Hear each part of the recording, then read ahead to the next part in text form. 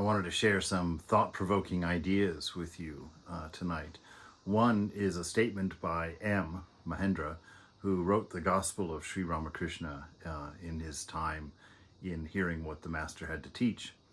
And he just gives this one little sentence about time and about now. And then there's a little conversation going on in a book called I Am That by Sri Nisargadatta Maharaj that again talks about time and talks about the moment. And the two verses, when you put them side by side, they really have some very interesting, implications with each other. That might be interesting for you to think about or just to kind of ruminate about in your mind. So the first one from the Gospel of Sri Ramakrishna, M says, time is endless, though limited. Eternity is in the split moment of the now. We miss it because the mind is ever shuttling between the past and the future. It will not stop to focus on the now. It can be done with comparative ease if the interest is aroused. And so this very interesting point that he makes here where he says, time is endless. Of course, we know that, it's infinite. But eternity is in the split moment of the now. So eternity is this moment. It is God. So eternity is not a really long time. Eternity is no time. It's outside of time. So it's interesting that he says that time is unending. Time is long. Time is measurable. But the moment, the split of the moment, is eternity. And this is actually what we inhabit. And so we inhabit our eternity now, although we measure it in time, because time belongs to the mind, which is going to lead us down to this little conversation happening in Sri Nisargadatta's book at this moment. And the questioner is saying to the Master, he says, what about cause and effect? And Sri Nisargadatta says, each moment contains the whole of the past and creates the whole of the future. So you see, it's taken the entire history of the world to create this moment, and from this moment, all possible futures will be born.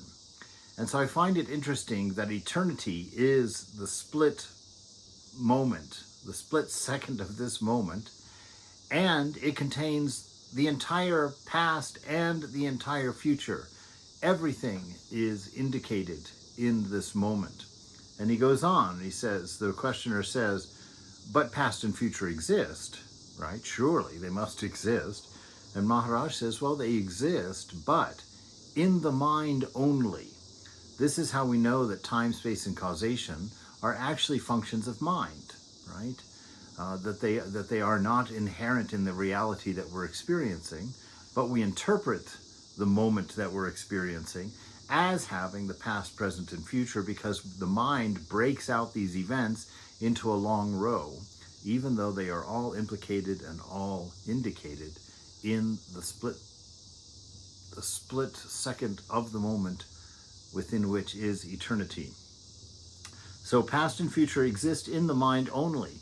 Time is in the mind, right? We just mentioned that. Space is in the mind. The law of cause and effect is also just a way of thinking. In reality, all is here, all is now, and all is one. Multiplicity and diversity are in the mind only. You see, he's saying that what we're experiencing actually is a singularity. Everything, everywhere, all at once, like the movie title. That we're experiencing everything here, but the mind and the senses, which are subjected to the mind, break that unity up. First of all, the five senses break that unity into five pieces, right? And then the mind, as it observes this moment, keeps it in memory, calls that the past, and then thinks about the future because it has desires to fulfill. And so things unknown it places in the future, and very rarely does it actually exist in the moment and of the moment. That's why they were always talking about this effort to be present, because this ego self, the self that we think with, the self that we think we are, the one that has a name, that self is imaginary, that we've made it up to to feel secure, to feel in control, to feel like we understand something about a moment that cannot be understood, that cannot be caught in a description. And so he says, in reality, all there is here, and all that there is now, and all is one. Multiplicity and diversity are in the mind only. And the questioner says, well, still, you are in favor of relieving suffering, aren't you? Even though destruction of the incurable, even through the destruction of the incurably diseased body. So he's saying you're still in favor of helping suffering, right? How can we do good, or how can we be moral if there's only the moment? There's no change or movement in a moment. You need past and future in order for that to happen. You see, but this ego self is composed entirely of the past. And as long as we identify with that, we can't be present in the moment. We're always sitting on the last frame of the movie and looking at the current one. We're never actually in the isness of now. So he says, still you're in favor of relieving suffering. And then Maharaj gives this wonderful thing. He says, again, you're looking from the outside while I look from within. I do not see a sufferer out there. I am the sufferer. I know him from within and do what is right spontaneously, because he's in the moment, no time, no change.